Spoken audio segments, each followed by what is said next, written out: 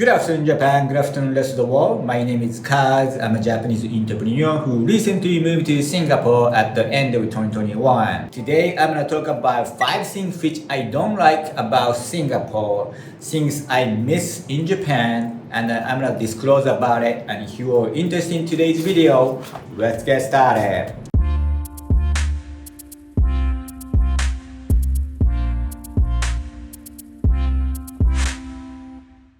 Okay, so today I'm going to talk about 5 things which I don't like about Singapore, things I miss in Japan. Number 1 is water is pretty dirty. Wherever I go, most of the Singapore river is muddy and it's not really clean. In Japan, there are a lot of beautiful clean water. I don't really see that here in Singapore. I think the reason why it's coming next, but I'm going to talk about it in a minute. And then also the ocean.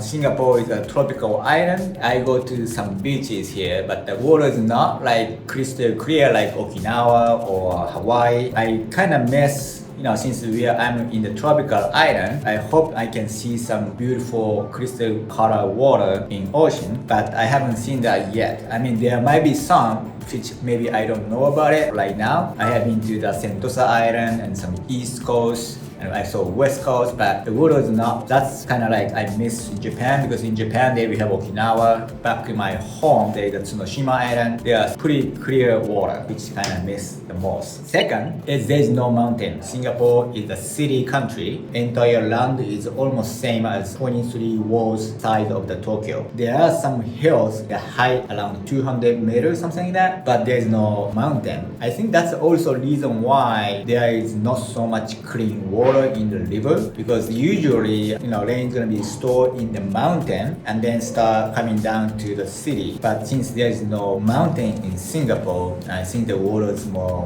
kind of dirty. And then in Singapore, government is actually buying the water from Malaysia. So I just want to let you know, in Singapore there is no mountain. It means you cannot really go hiking in Singapore. And third, the driver don't stop for pedestrian. In Japan, when pedestrian is walking, the car tries to stop because the pedestrian has a more priority. But wherever we go in Singapore, the car tries to cut off in front of you, and then the pedestrian, the one who has to be very careful not to get run over by car, which I don't like about it. It's very unsafe, and also the traffic is a little bit more chaos. I mean, it's not as bad as Bangladesh or India or Philippines that I have visited, but even in Singapore, there are a lot of motorcycle, e-bike, bicycle. They're kind of like chaotic, which I don't like about so much. It's hard to get the car. You have to buy a driving permit, which is going to cost around $60,000 Singaporean dollars, and also you have to have a vehicle tax that is equivalent to the vehicle price. Just to drive a regular Toyota Corolla brand new, it's going to cost about $100,000 Singaporean dollars, which is super expensive. A lot of Singaporeans kind of give up owning the car, and they kind of try to use public transportation kind of thing. So in Singapore, driving the car is kind of like a privilege. It shouldn't be, Driving the car is just like normal habit. In Japan, it's not so expensive to own the car. I'm okay to invest, but the driving permit is not going to be refundable. I kind of have to see if I have enough visa extension.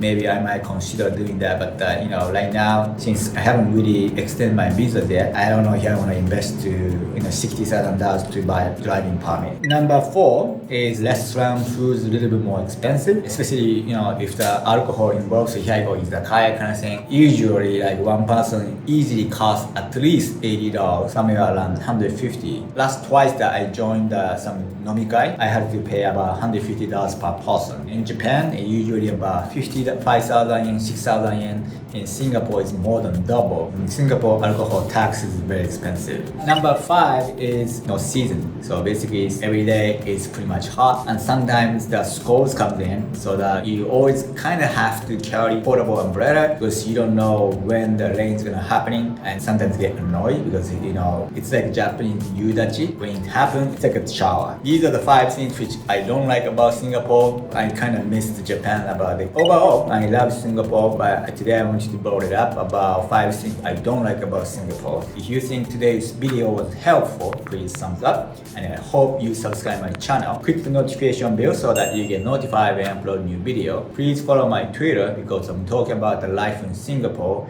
And again, thank you so much for supporting my channel, and I hope I see you guys tomorrow. Bye.